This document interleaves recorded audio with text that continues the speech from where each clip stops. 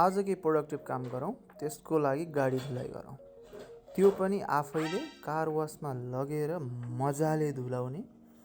त्यसको लागि सबैभन्दा पहिले कार वासमा लगेर म गाडी पार्क गर्छु अनि सुरु गर्छु है त। पहिले सुरुमा कोइन हालेँ मैले, अनि मैले पाइप ल्याएर रेडी भएर बसेँ। के ल, high pressure soap I am ready. अनि अब यहाँ चाहिँ गाडी धुँदैछु है मैले।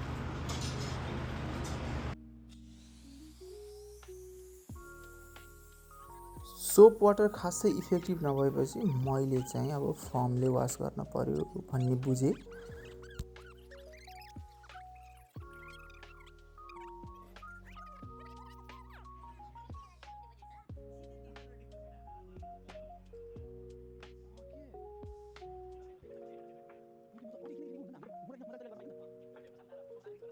कहिले झुकेर रगडेको छु, कहिले उठेर रगडेको छु, कहिले तन्केर रगडेको छु, कहिले उफ्रेर रगडेको छु।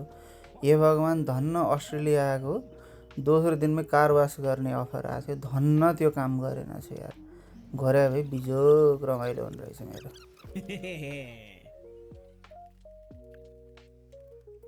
सार्दैछु म त यहाँ।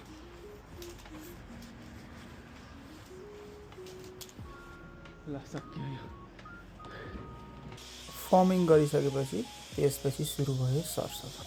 आई मिन पखाल्ने। पानीले पखाल्नलाई हे भगवान्, त्यो गन यति हाई प्रेसरको थियो कि हातै दुख्यो मेरो होइन। म किन गरेछु भन्ने हो मलाई त। 3-4 महिना 5-6 महिनासम्म नधुलाएर पनि ठिकै चलिरहेको थियो। भित्र उस्तेको बाहिर मात्रै किन सफा गर्न खोजेको भन्ने भइरहेको थियो। तर म फाटफुट गरिदिइहालेँ। 3 मिनटको समयभित्र गर्नुपर्ने थियो। म अल्छी रमाइलो चाहिँ त्यही लाग्यो क्या। 6 मिनटभित्र मैले मिनिमम पनि गाडी धोएर पखालेर सक्ने रहेछ। ल है, छ्याक टायर चम्काउने। धेरै समयपछि मैले गाडीमा सफा गरेँ, त्यसैले यो आज म मेरो गाडीलाई टल्काउने सोच्दैछु।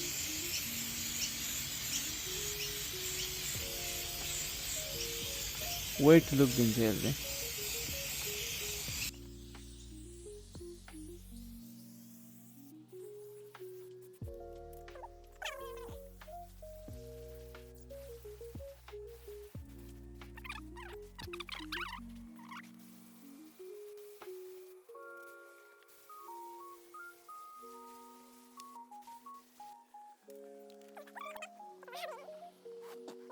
$4 को वास है यो है त।